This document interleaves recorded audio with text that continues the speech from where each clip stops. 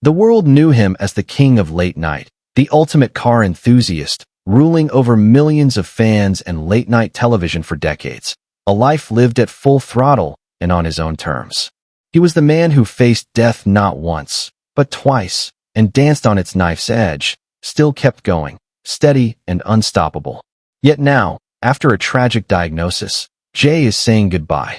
If staring death in the face couldn't stop him, what could? The man behind the smile, the name Jay Leno, echoed through history as one of the most tireless voices in American entertainment, a man whose laughter seemed endless, whose engines never cooled, and whose smile could light up late-night television for decades.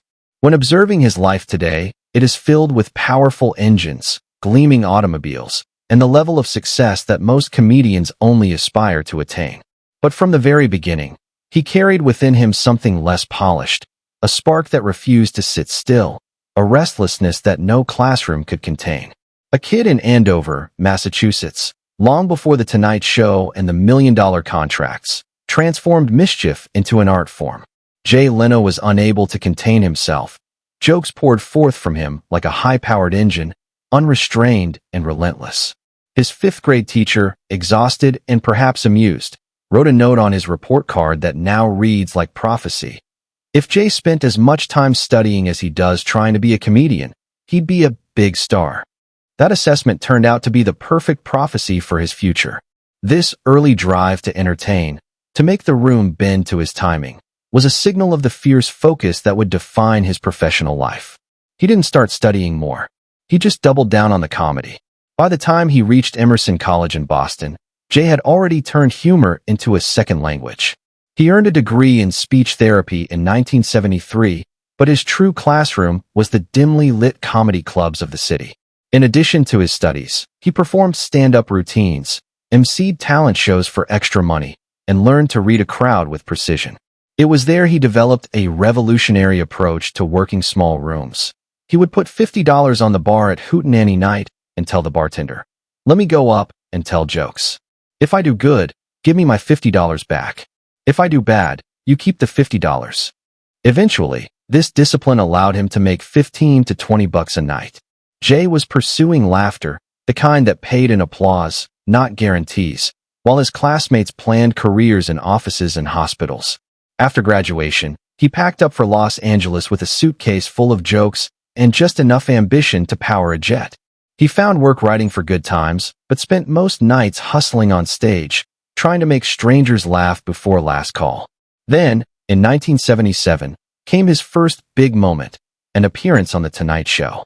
America truly took notice of him, an ordinary individual with a warm, approachable demeanor and a superb sense of humor that captured the attention of all. This early success didn't slow him down. It only pushed him to work harder and take every opportunity seriously, laying the groundwork for the grueling pace that would define his career. By the mid-1980s, Leno had become one of the busiest men in comedy. He booked over 300 shows annually, hopping from club to club and city to city, seemingly fearful that any slowdown could potentially disrupt his captivating charm. He wasn't flashy, and he wasn't controversial. He was consistent, a rare and underrated trait in a business built on chaos. His humor was clean and clever, moving fast enough to keep audiences laughing without ever needing cheap shots or shock value. Even his face, with its famously prominent chin, became part of the act, something he later embraced in the title of his autobiography, Leading with My Chin. Growing recognition and a steady rise in comedy paved the way for bigger opportunities, demonstrating Leno's readiness for the late-night spotlight. In 1987, NBC signed him as one of The Tonight Show's permanent guest hosts, sharing the stage with legends.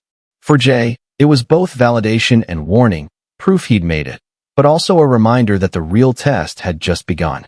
When Johnny Carson announced his retirement in 1992, the nation speculated that David Letterman, Carson's natural heir, would take the throne. However, NBC had a different plan, opting for the reliable and stable choice of Jay Leno. This decision significantly disrupted the late-night television industry. Critics pounced, fans divided, and Leno's world turned into a war zone. His longtime manager, Helen Kushnick, was accused of threatening guests who dared to appear on rival shows. The headlines were brutal. When the polished comedian was abruptly portrayed as the antagonist of Late Night, it was irony in action. When Kushnick was fired, Leno didn't retaliate or dramatize. He did what he'd always done. He showed up. Night after night, he worked the jokes, polished the rhythm, and earned back the crowd. Slowly, the tide turned. In 1993, NBC extended his contract for $40 million. 2 years later, he was holding an Emmy Award, smiling like a man who'd outrun every rumor. Despite the arrival of recognition and fame, he maintained his daily routine, approaching every opportunity with the same focus and discipline that had shaped his career from its inception. Fame didn't change his rhythm. It just gave him better tools. He married Mavis Nicholson in 1980, a quiet, thoughtful woman who kept his world grounded, and together they built a life away from Hollywood's chaos, living quietly with loyalty, steady routines, and a shared love for a simple, grounded life. While others spent fortunes on designer suits and Malibu mansions, Jay invested in engines. His garage in Los Angeles became a sanctuary, a cathedral of steel and oil. Hundreds of classic cars and motorcycles lined the floor, from vintage Brough Superiors to roaring muscle cars, each one polished like memory itself. "I never set out to collect cars," he once said. "I just bought what I liked." Yet his collection grew to 181 cars and about 160 motorcycles, a mechanical museum fueled by obsession and craftsmanship.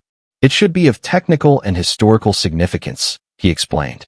"It should be fun to drive, and it should be beautiful to look at." Those were his 3 commandments. And while the world saw a millionaire surrounded by machines, Jay still thought like the broke college comic who bet $50 on his first open mic night. "I work, and my money relaxes," he said. "That's the way I look at it." He lived on his stand-up income, never touching his Tonight Show salary. "TV money is fleeting money," he would joke. But as a comedian, you can always make a living. You can always stand somewhere and tell jokes. There's irony in that, too. The richest man in comedy is living like someone one bad gig away from breaking. But that was the point. "My mother used to say, 'You're going to have to work twice as hard as everyone else,'" he recalled. And that always seemed fair. Even dyslexia couldn't slow him down. It just made him focus harder. He called low self-esteem a great motivator, quipping that the only people with high self-esteem are actors and criminals. He wasn't joking, or maybe he was, just enough to hide the truth in humor. That mindset carried him through decades of highs and lows, preparing him for moments when the spotlight would shift and chaos would strike, moments where staying calm and steady mattered more than ever.